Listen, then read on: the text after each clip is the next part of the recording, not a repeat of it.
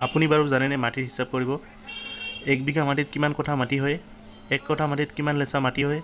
আকৌ 1 লেচা মাটিত কিমান স্কোয়াৰ ফিট মাটি হয়? আপুনি জানেনে? যদি নাজানে এই ভিডিঅ'টো আপোনাৰ বাবে অতি গুৰুত্বপূৰ্ণ হ'ব গৈ আছে। আমি সাধাৰণতে মাটি হিচাপ কৰিবলৈ হয়তো মণ্ডল নাইবা কানানগুৰ ওচৰলৈ যাব লাগে, নাইবা কোনো মাটি হিচাপ জনা মানুহ বিচাৰি আনি আমাৰ মাটিডোখৰ আমি হিচাপ কৰি ল'ব লগা হয়। আপুনি যদি আপোনাৰ মাটিডোখৰ নিজে হিচাপ কৰিব পাৰে তেতিয়াহ'লে কেনেকুৱা হয় বাৰু? মাটিৰ হিচাপ জানিবলৈ প্ৰথমতে জানিব লাগিব 1 লেচা মাটি। 1 লেচা মাটিত কিমান স্কোয়াৰ ফিট মাটি হয় সেইটো আমি আগতে জানি ল'ব লাগিব। দ্বিতীয়তে জানিব লাগিব 1 কঠা মাটি। 1 কঠা মাটিত কিমান লেচা মাটি হ'লে 1 কঠা মাটি হয়, নাইবা কিমান স্কোয়াৰ ফিট মাটিতে 1 কঠা হয়। তাৰপিছত 3 নম্বৰতে জানিব লাগিব বিঘা। 1 বিঘা মাটি হ'বলৈ কিমান কঠা মাটিৰ প্ৰয়োজন হ'ব, নাইবা কিমান স্কোয়াৰ ফিট মাটিৰ প্ৰয়োজন হ'ব। এইখিনি প্ৰথমতে জানি ল'ব লাগিব। প্ৰথমতে জানিব লাগিব 1 লেচা মাটিত কিমান স্কোয়াৰ ফিট মাটি হয় সেইটো প্ৰথমতে জানি ল'ব লাগিব। মই আপোনালোকক দেখুৱাই আছোঁ 1 লেচা মাটিত কিমান মাটি বা কিমান স্কোয়াৰ ফিট হ'ব এইটো উদাহৰণ সহকাৰে দেখুৱাই আছোঁ। ধৰি লওক এই বক্সটোত আপোনাৰ প্ৰস্থ হৈ আছে 12 ফুট আৰু দৈৰ্ঘ্য হৈ আছে 12 ফুট।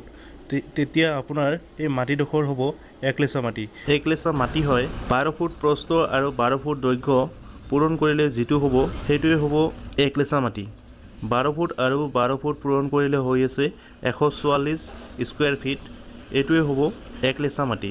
আমি এতিয়া বুজি পালোঁ যে 144 স্কোয়াৰ ফিট হ'লেই 1 লেচা মাটি হয়। 1 লেচা মাটিত যদি 144 স্কোয়াৰ ফিট হয় তেতিয়াহ'লে 1 কঠা মাটিত কিমান লেচা মাটি হ'ব? 1 কঠা মাটি হ'বলৈ হ'লে আপোনাৰ 20 লেচা মাটি হ'লেহে 1 কঠা মাটি হ'ব। আকৌ 1 বিঘা মাটি হ'বলৈ 5 কঠা মাটি লাগিব। মানে 1 বিঘা মাটি হ'বলৈ 5 কঠা লাগিব, আকৌ 1 কঠা মাটি হ'বলৈ 20 লেচা মাটিৰ প্ৰয়োজন হ'ব। তেতিয়াহে আপোনাৰ 1 বিঘা মাটি হ'ব। নিশ্চয় আপুনি এইখিনি বুজি পালে। ইয়াৰ পিছতে আপুনি মাটি এডোখৰ প্ৰেক্টিকেলি কেনেকৈ হিচাপ কৰিব সেই বিষয়ে উদাহৰণৰ সহায়ত আপোনাক বুজাবলৈ চেষ্টা কৰোঁ। প্ৰথমতে এডোখৰ মাটিৰ চিত্ৰ বা বক্স এটা অংকন কৰি লৈছোঁ। এই বক্সটো অংকন কৰি লোৱাৰ পিছতে আপোনালোকক বুজাবলৈ চেষ্টা কৰিম। ধৰি লওক এইডোখৰ আপোনাৰ মাটিডোখৰৰ প্ৰথমতে দিশ আৰু প্ৰস্থ হিচাপ কৰি উলিয়াব লাগিব। আপুনি যিডোখৰ মাটি জুখিব বিচাৰিছে সেইডোখৰ মাটিৰ প্ৰথমতে দিশ কিমান ফুট সেইটো আপুনি আগতে জুখি ল'ব। মই ইয়াতে আপোনালোকক দেখুৱাৰ কাৰণে দীঘল যিটো হয় সেইটো দিশটো মই 144 এইটো বহুৱাই লৈছোঁ, 144 ফুট বহুৱাই লৈছোঁ। মাটিডোখৰৰ প্ৰস্থ মানে বহল যিটো সেইটো মই বহুৱাই লৈছোঁ। মই ইয়াত আপোনালোকক দেখুৱাৰ কাৰণে 140 ফুট বহুৱাই লৈছোঁ। আপোনাৰ মাটিডোখৰৰ দিশ আৰু প্ৰস্থ হিচাপ কৰি লোৱাৰ পিছতে আপুনি স্কোয়াৰ ফিটটো ওলাই ল'ব লাগিব। স্কোয়াৰ ফিট ওলাব লাগিলে আপুনি মাটিডোখৰৰ দিশ আৰু প্ৰস্থ পূৰণ কৰিলে যিটো পূৰণফল ওলাব সেইটোৱেই আপোনাৰ স্কোয়াৰ ফিট ওলাব। আপুনি স্ক্ৰীনত দেখা মাটিডোখৰৰ যিটো চিত্ৰ অংকন কৰা হৈছে সেই চিত্ৰত আপোনাৰ প্ৰস্থ আছিলে 140 ফুট আৰু দৈৰ্ঘ্য আছিলে 144 ফুট। প্ৰস্থ আৰু দৈৰ্ঘ্য পূৰণ কৰাৰ পিছত যিটো পূৰণফল ওলাব সেইটো হ'ব স্কোয়াৰ ফিট। মই 140 ফুট আৰু 144 ফুট পূৰণ কৰি লৈছোঁ।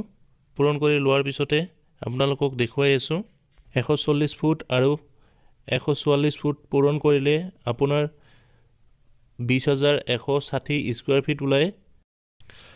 আপোনাৰ হাতত এতিয়া মাটিডোখৰৰ স্কোয়াৰ ফিট ওলালে 20,160 স্কোয়াৰ ফিট। 20,160 স্কোয়াৰ ফিট যিটো ওলাইছে এই স্কোয়াৰ ফিটটোক আপুনি এতিয়া লেচালৈ পৰিৱৰ্তন কৰিব লাগিব। আপোনাৰ মাটিডোখৰ কিমান লেচা সেইটো আপুনি ওলাই ল'ব লাগিব।